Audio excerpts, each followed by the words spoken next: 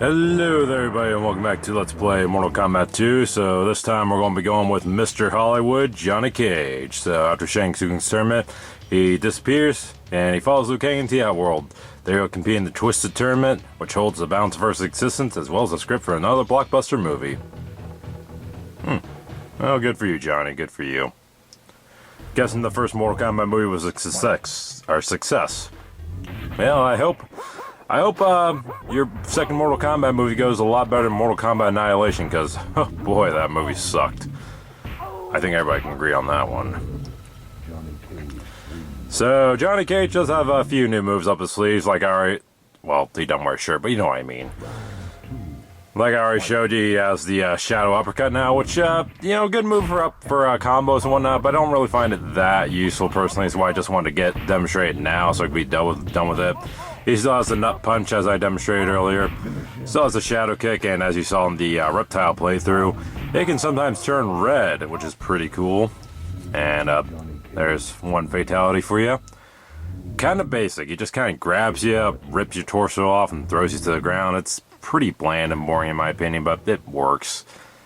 It's fine for what it is. Spring Reptile, here he is. Unfortunately, no red streak for me this time. That sucks. Oh well. Can't get it every time. It's very rare you get it, so I'm honestly probably pretty lucky that I got it even once in one of my playthroughs. In fact, I think that was the only time it ever appeared in any of the playthroughs I record, so yeah. Very lucky on my part. Was not planning on demonstrating that, but then it happened. I'm like, sweet. That was fortunate.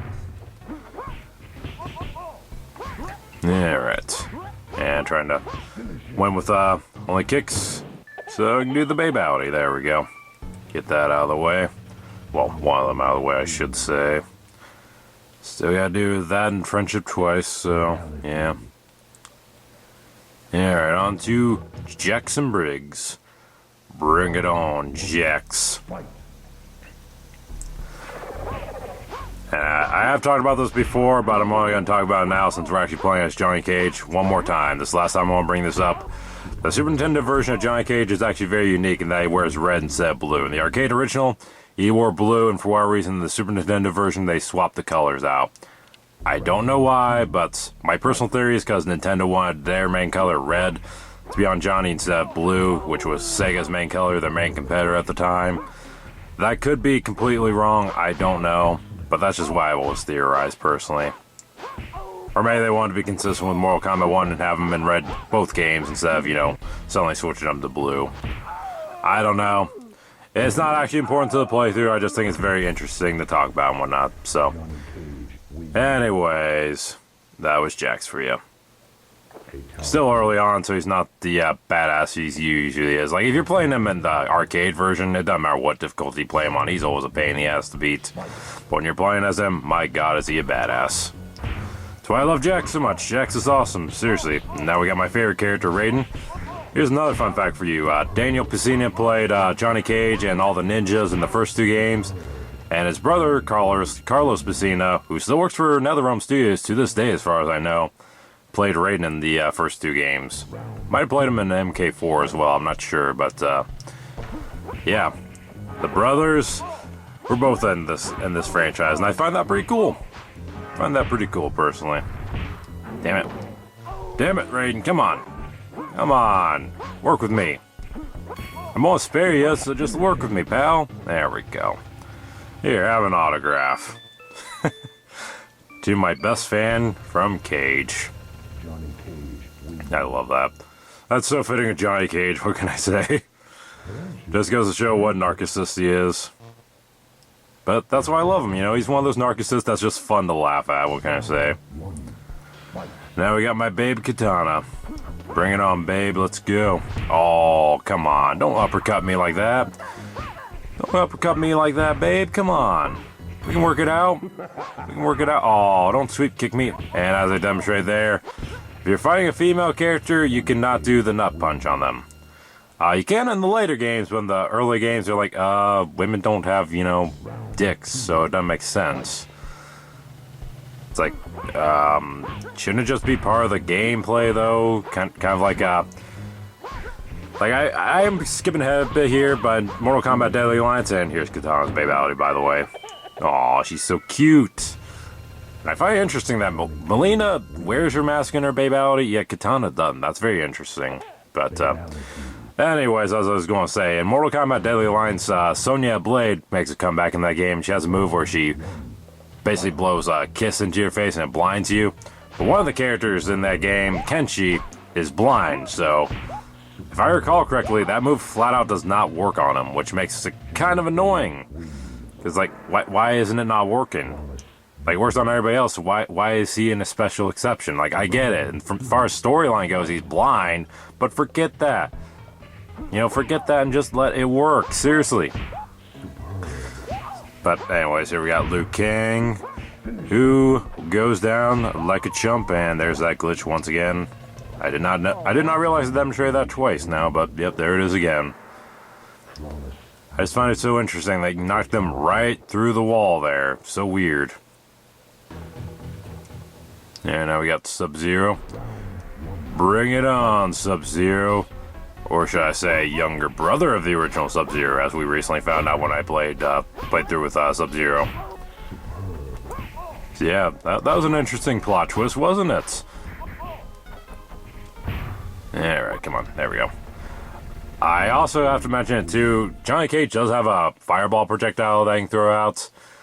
And one cool thing about it is you can actually throw it up higher, so if say someone's jumping at you, you can throw it up high so that they'll, you know, jump into it.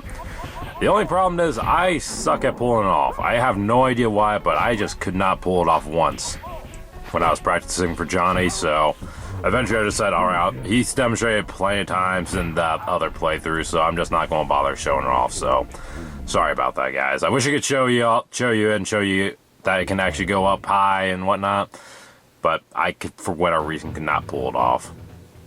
Anyways, here we go with MILEENA. What's up, MILEENA? I already took down your sister. Now, oh, you bitch. I hate it when she does that, seriously. There we go. There's my combo. There's my jump kick, shadow kick combo that I love so much.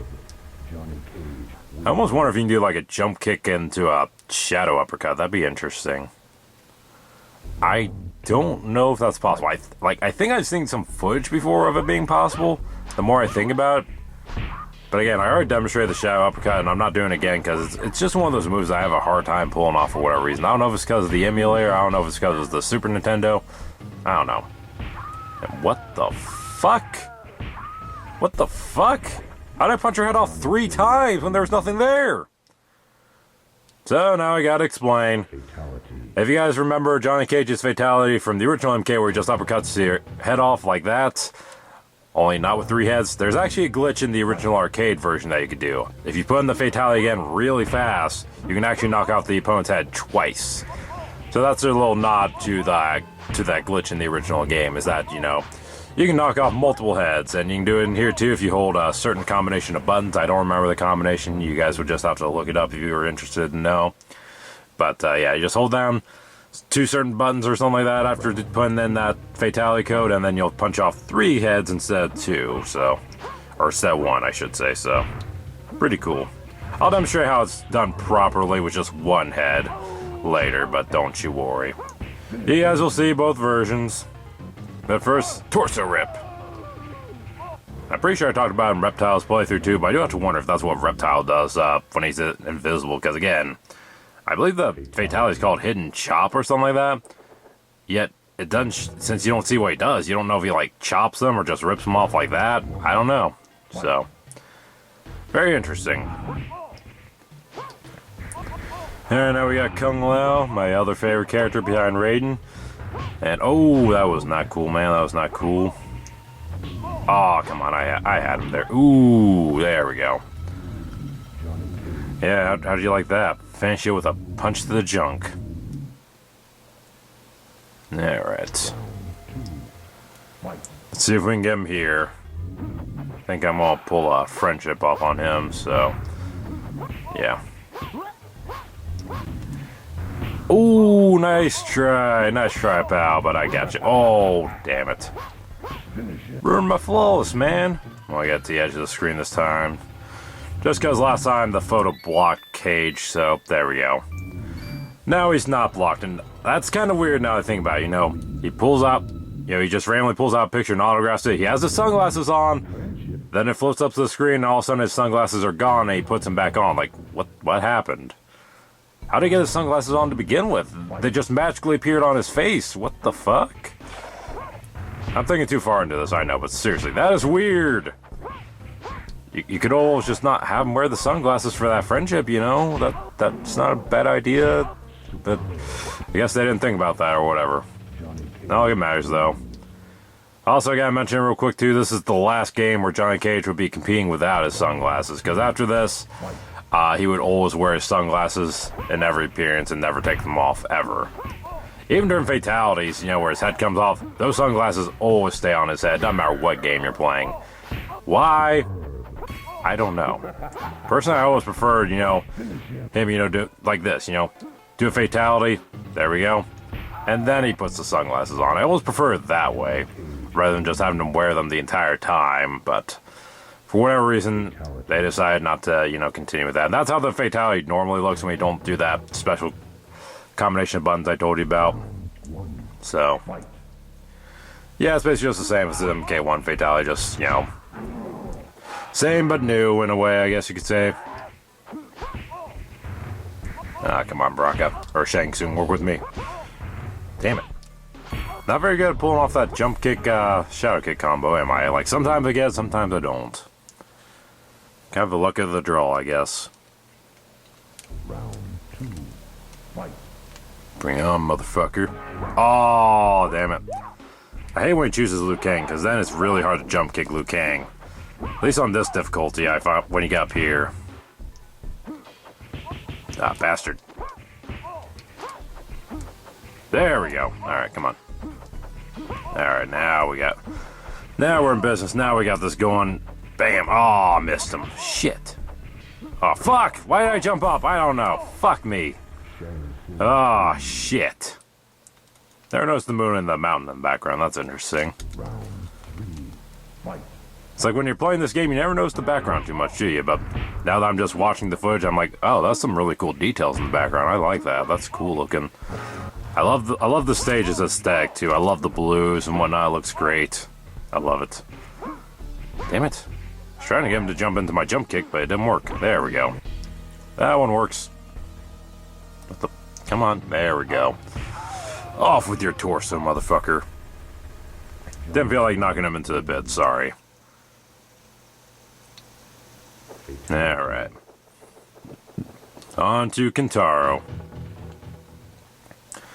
Bring it on. Alright, so same strategy as always, just back up and try to get Kintaro into the corner. I know, probably gets boring for you guys to watch, but it's the only way I can beat Kintaro, what can I say? I know there are other strategies, like the jump kick strategy, I believe it's called, where you just kind of do a jump kick, and then, you know, back up, jump kick him, back up, jump kick him. I have tried that before, and wait, how did I get him there? You know what, I'm not going to question it, I'm just going to accept it. That was awesome. But anyways, as I was saying, I have seen that strategy done, and I have seen it done before, but whenever I try, I always end up fucking up somehow, so I am not going to be demonstrating that, I'm afraid. I'm sorry, guys. I wish I could, but again, not the best in Mortal Kombat 2, unfortunately. Alright, and got him.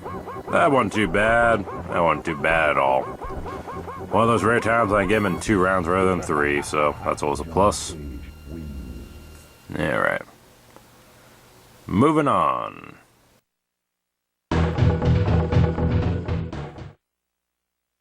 Is that your best? We haven't started yet, you son of a bitch. So now I'm going to demonstrate another way you can beat Shao Kahn. So if you back up into the corner here and just keep blocking his charge attack, you can get a free uppercut every time.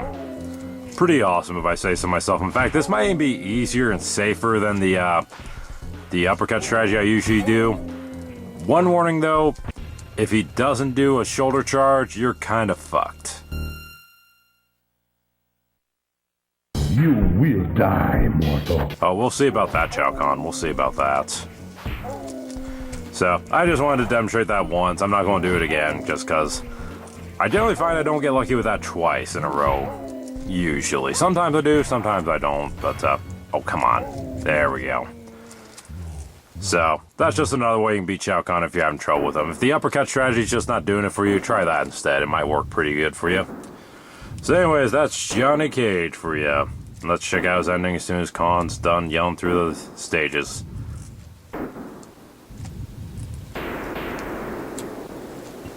Alright. Johnny Cage wins. Shao Kahn's rule is over. Once again, you are the supreme Mortal Kombat warrior. Fantastic.